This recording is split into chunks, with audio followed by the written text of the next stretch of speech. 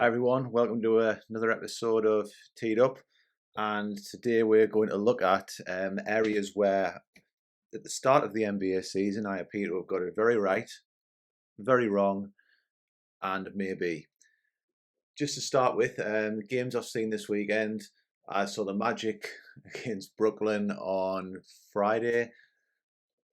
Possibly one of the worst refereeing performances I've ever seen. So if you haven't seen that game, go and check it out if you want to see bad refereeing. I'm not one usually to get on at the officials, but there was a disparity, so it's worth having a look. I also saw the Magic versus the Bucks yesterday, and it was essentially the Giannis show, which is what you would expect from a great player such as himself. So, four areas where I've got it right in the preseason predictions, four areas where I got it wrong, four areas where it's a did I get it right? Did I get it wrong? Way too early takes though. So we'll start with a yes. One of the takes when we were looking at to start the season in the Western Conference was the Golden State Warriors and Steph Curry. I did predict Golden State to be a top four Western Conference team. I didn't predict them to be top because I thought the Klay Thompson return might have been what propelled them as the season went on. However, I did say that there was a real chance that Steph Curry could be the MVP this season. So if we look at it right now, I think if you were a gambling man or woman and you were thinking who has been the best player so far in the NBA season, you would be hard pressed to look beyond Steph Curry. Golden State are, from what I've seen, streets ahead of every other team in the NBA. They've had a flying start, and the scary thing is Klay Thompson's yet to come back. James Wiseman yet to really know what they've fully got there. And they are really just tinkering with what I think is two very good rookies who are just getting time here and there in Kuminga and Moody. And then on top of that, you just seem to have this Golden State rotation where another player comes in this case, Gary Payton II, and all of a sudden looks to be just very good, who's come off the Golden State bench. So they've got this great production system. However, it's built around a culture, and the culture is Steph Curry. However, Curry himself has been on a tear. There's been a 50-point game. There's been logo threes. There's been unreal shooting performances. It's classic Steph Curry. When you look at it, it's almost as though Golden State look like a classic Golden State again. And it's very hard to say that Steph Curry hasn't been the best player in the NBA so far this season. So that's one area where so far looks to be pretty spot on. So where have I been wrong? Okay, top one. I said that I felt that Houston and San Antonio would both be teams that missed the playoffs. However, I called it that the Houston Rockets would be better than the San Antonio Spurs. And if we're looking at the season standings so far, Houston are sitting at 1-15, while San Antonio are at 4-11. So essentially, Houston are on a 14-game losing streak. They don't look very good at all. San Antonio aren't pulling any trees up. But what I've seen of the Rockets team seems to be a team where there's disarray, there's unhappiness, there's maybe players who aren't committed to the rebuild. I know John Wall seems to have been frozen out. Huge contract. You have to wonder who, if anyone, would bite on that in a trade. And the commitment towards youth there just seems to be disarray. There's even talk of, and again this could be wrong, but an article I saw on Sky Sports here in the UK was saying, Şengün thought he should get more minutes, and from what I've seen, perhaps he should. But there seems to be disarray in Houston, 14-game losing stretch, and it just doesn't look great. So that's one where the prediction of Houston would be better than San Antonio doesn't look to be playing out so far. There may be one. The Milwaukee Bucks I had as top of the Eastern Conference. Right now, the Bucks are sitting out, well outside the playoffs. So you look at it right now, Milwaukee are sat in 9th place. So I say well outside the playoffs. I say the top 6. So they're sitting within the play-in. They're not that far back, obviously, because the season's still in its infancy. However, they haven't had a great start. So maybe this should be one that I've got very wrong. However, Milwaukee have been ravaged by injuries and such. There's been players missing. I think Giannis has missed games. Brook Lopez is missing. Chris Middleton's been out. Drew Holiday's been out. So it's been very much a skeleton crew for the Milwaukee Bucks. And I think as players start to come back, as is the case now, the Bucks will rise in the East and will be there or thereabouts. So that's a maybe. You know, they aren't the top dog like I predicted in the East, but they're on their way up. Second prediction. Obviously, I'm an Orlando Magic fan. We were talking about Jalen Suggs in the Magic preview, and I said that Suggs would be a player who I felt might not do it offensively straight away, however, would be a great lockdown defender, and that is exactly what we're seeing. Suggs is putting up around about 11 to 12 points per game. However, the real thing is with Suggs is when players come against him, their shooting percentage drops by about 7%. Having seen every Magic game this season, I will say that Suggs on the defensive end is polished. He looks every bit where there's been comparisons to Marcus Smart, Drew Holiday's projections on the defensive end, two defensive-minded point guards. Suggs has that side of his game down already for my money. He is a great athlete. He's got hustle, he's got heart, and he will put himself there to make great defensive plays, both outside of the paint and inside of the paint. So that prediction looks so far to be right.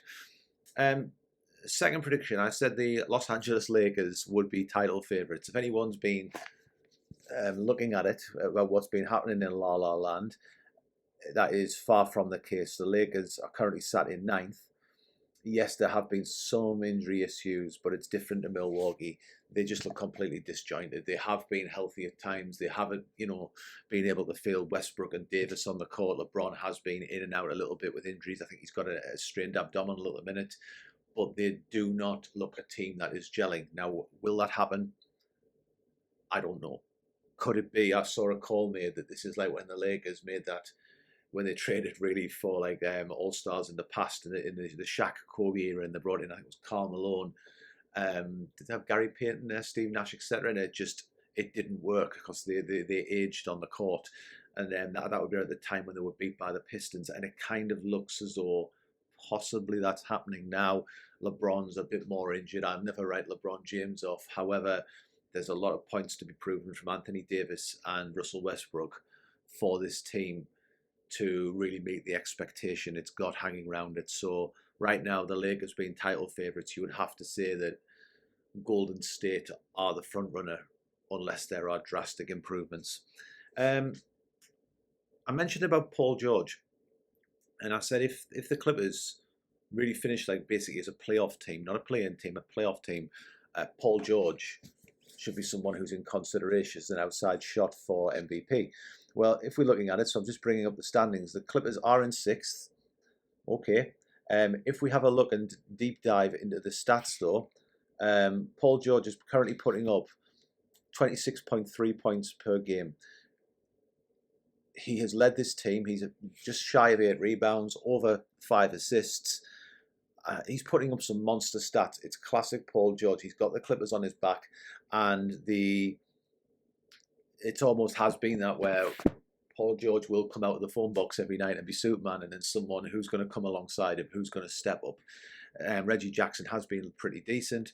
So is Paul George, if the Clippers elevate a little bit further, is Paul George a legitimate threat to the idea of Steph Curry running away with the MVP award? I don't know, but it's a maybe. You could argue that Paul George is in that dark horse MVP category. Will he be able to keep it up over the 82 games? We will see. So I've put that in as a maybe. Another area where I think I've been roughly right so far is when calling like the middling teams, the teams were kind of on the verge of the playoff or play-in, and some ones where I think I've been quite accurate are the Denver Nuggets, the Memphis Grizzlies, the Boston Celtics, and the Minnesota Timberwolves. Denver is sat currently in 5th, which is where I had them finishing. And the reason why I said they wouldn't be higher than that was the injury to Jamal Murray. And I think, to be honest, that is playing out. Without Murray, it stops the Nuggets from perhaps being that elite level Western Conference team. The resurgence of Golden State hurts that, but there is still space for them. They've still got quality players.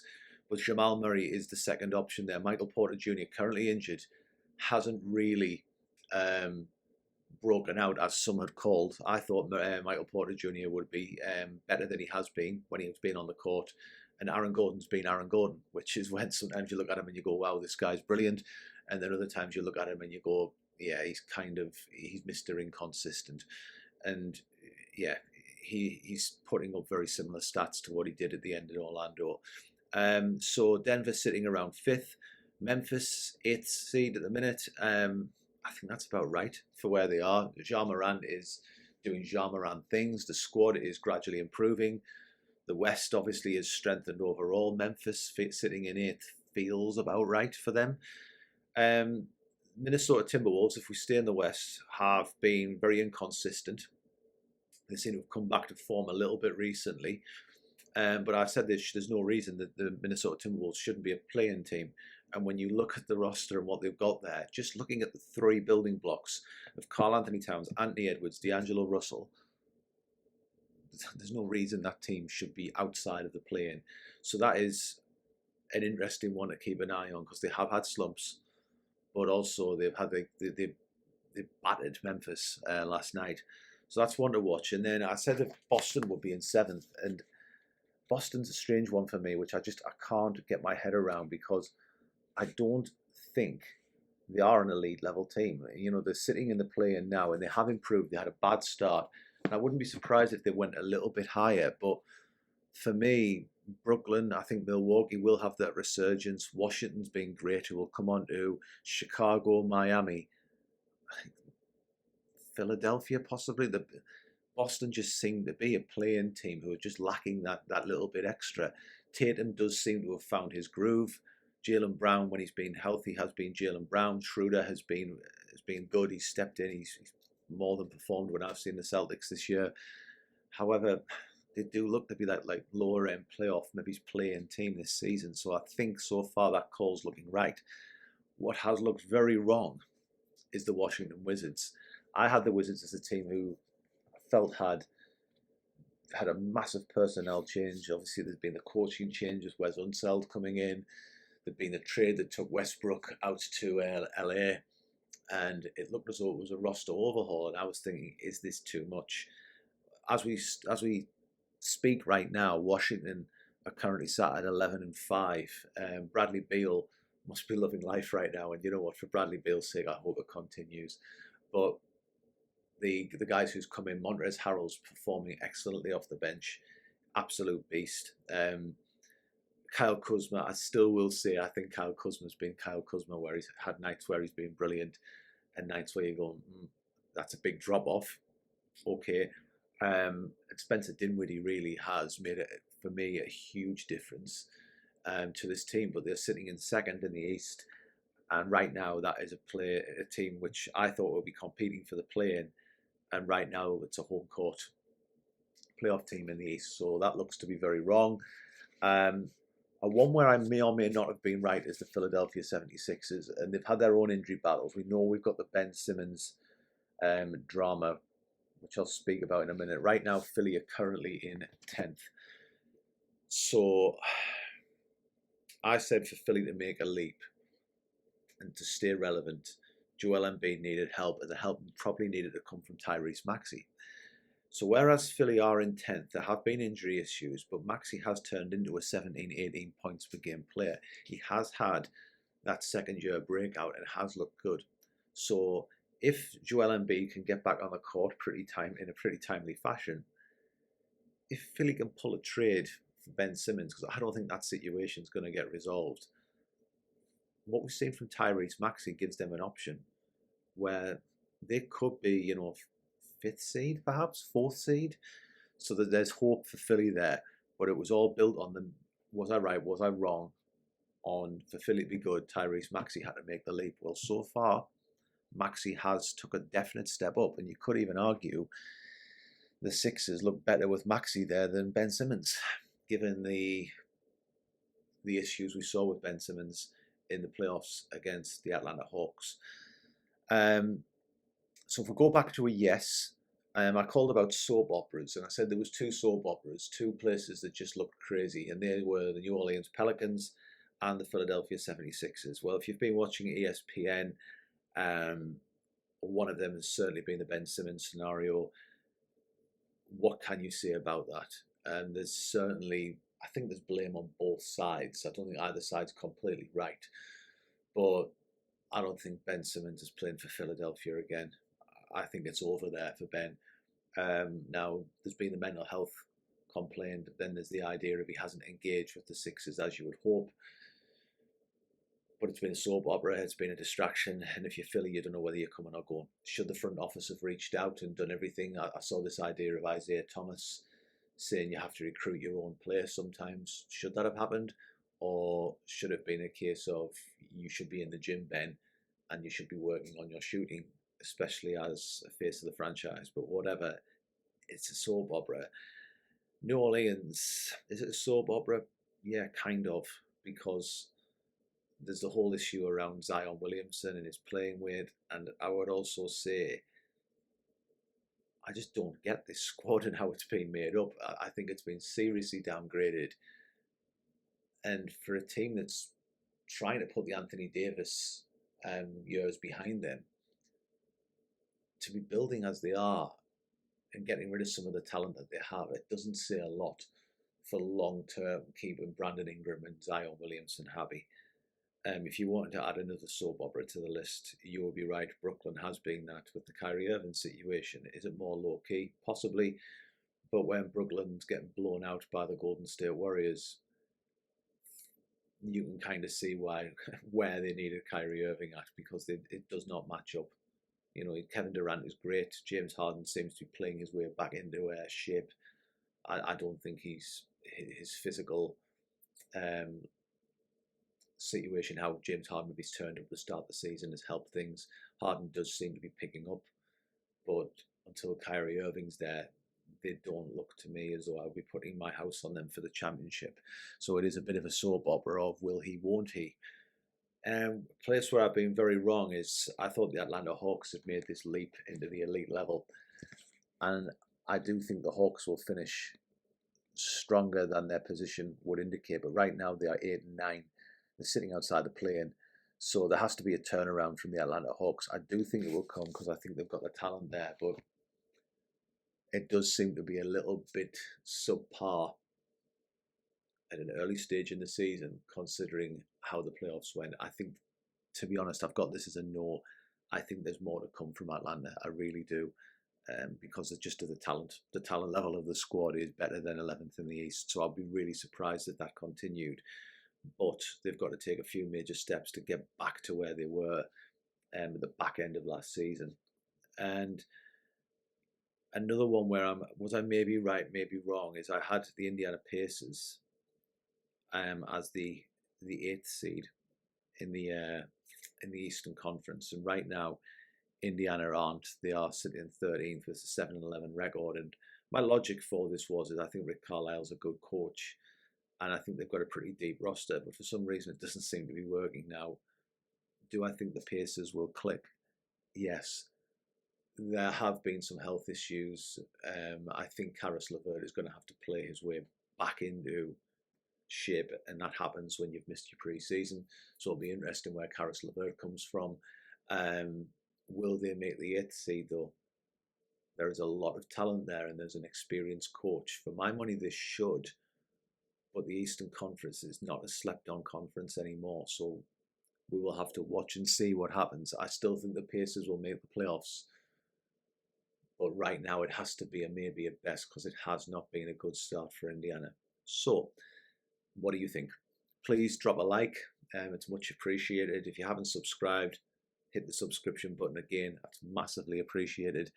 I hope it's a good week. Fingers crossed. We'll have another Top Shot video coming out for you sometime in the week, but it all depends on the luck of the draw. So if I get lucky, if Johnny gets lucky, you might be seeing a sequel episode there. Hopefully an episode where one of us pulls a rookie card, and you get to see that live on camera. If you're into Top Shot as well, hit us up in the comments. Are you joining the drop, or are you doing the idea of trade tickets? Have a great week.